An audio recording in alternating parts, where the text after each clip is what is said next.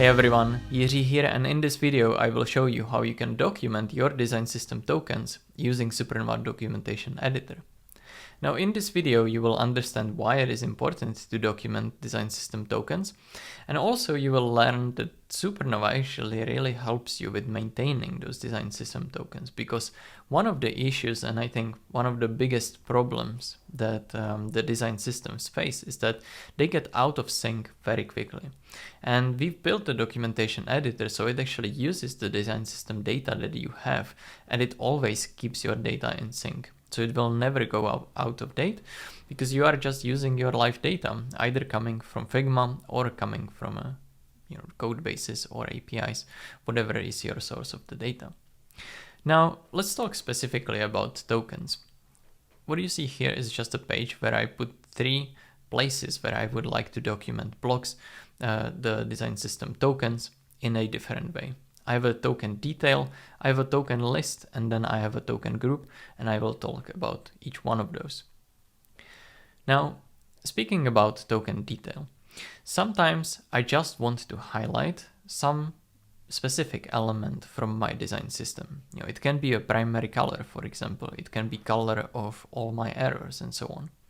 And in order to do this, I would use a token detail. So the first thing I will do, I will find a block just by writing a slash or adding a plus and then selecting a block this way, and I will just type token.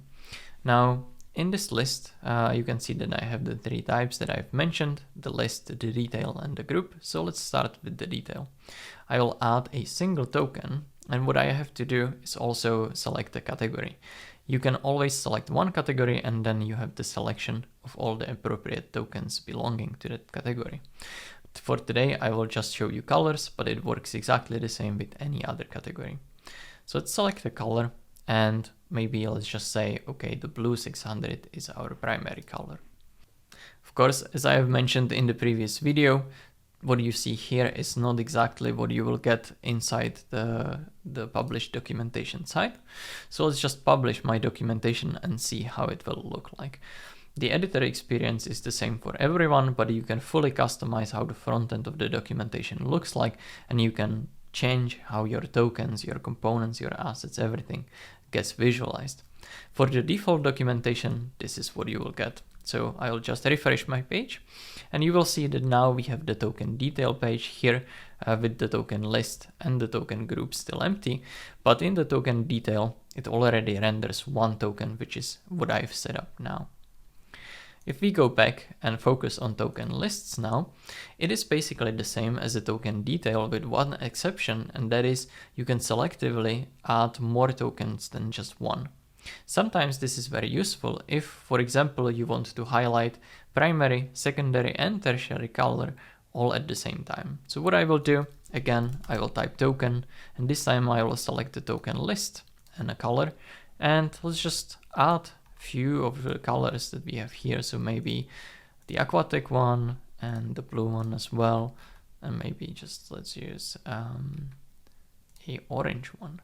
So now we have selected 4 colors, and as you can see, one of them also has a description, so this shows here, and we will republish our documentation so the changes propagate to our documentation site, then our teams can be using. I'll refresh this page, and as you can see, the token list now shows up, and I can see that I have the green and the aquatic and the blue color, and also the orange one. Now the important thing to mention here is that by default, both of the token detail and the token list are rendered the same. It's just a convenience for you to basically present one single token and highlight its importance. But you can change all the templates about all the elements that are rendered inside the documentation, so you can easily just make the token detail to render in more grandiose ways if you want to. So for example, you could imagine that if you use a token detail block, it would render as a full-size block, maybe with some additional information, maybe with the links to something else. It's up to you. Now this is all great, but there is still one use case that we didn't cover, and that is when you actually want to show a lot of tokens. And for this, neither the detail or the token list is good, because you have to selectively select those tokens and present them on the site, which of course can get very tiresome when you have hundreds of them. For this reason, there is also the third block, and that is the token group.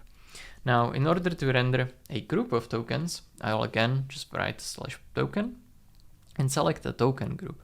Now, token group is a bit different because instead of selecting tokens, it allows you to select a group of tokens that it will track automatically.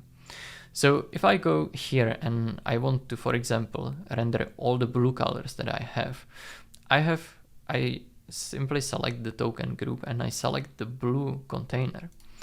And if I do this, you will see that all the tokens from the blue category or from the blue group will actually be added into the documentation.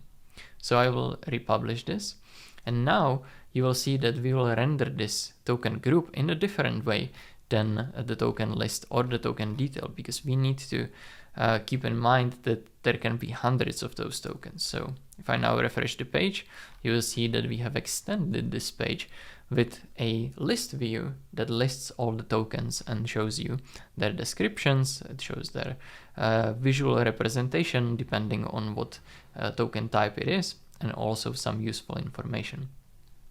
And again, what I want to point out is that because you have the template that renders the documentation available for you, you can just go and change the values that are being rendered here. One last thing that I want to mention is that the token group has a very special ability, and that is that it can also render nested groups. So not only you can select like a blue one, but for example, you can render all the palettes at the same time. I'll show you this right now. So again, I will select a token group and a color, but this time I will include nested group, this option at the top. So if we enable this and then select maybe the palette, the root group that contains all the other palettes, you will see that we have actually rendered all the tokens at the same time.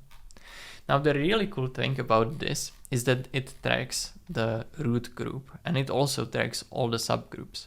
So if you add another group into your Figma and then import it into the Supernova, or if you change any value that the token has, then it will automatically propagate into this documentation.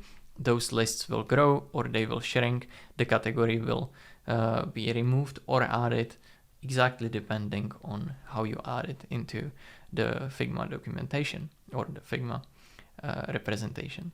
So this is what I wanted to show you today. I hope that you liked the video, and I will see you in the next one.